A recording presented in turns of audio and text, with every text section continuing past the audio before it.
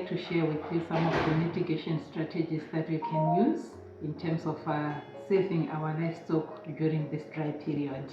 But before I go into the mitigatory measures, I would just like to briefly highlight some of the effects of drought on livestock.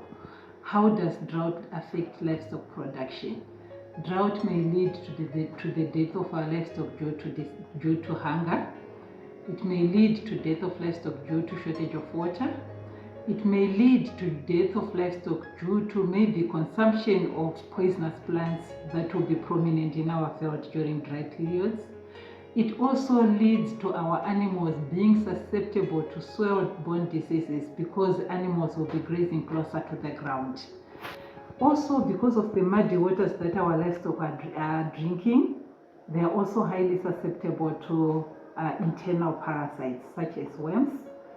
And also, because of the poor quality of herbage and also the low quality of low nutrition plan that the animals are subjected to, they are also in a weakened state.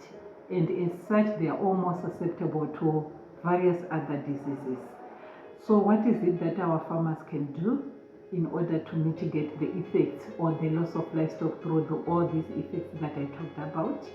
Our strategies can be classified into three broad categories or more, but the three broad categories that I would want to emphasize on right now are: we need strategies that ensures that there is availability of adequate feed and fodder for our animals. In other words, farmers need to create feed reserves for their livestock. They also need strategies that will ensure that their livestock have got ample supply, adequate supplies of clean water, and that water should always be cool at all times. And they also need strategies to ensure that their livestock get adequate nutrition in the right proportions that are required. And maybe the fourth one that I had forgotten to mention is they also need strategies to ensure that the animals are not exposed to diseases.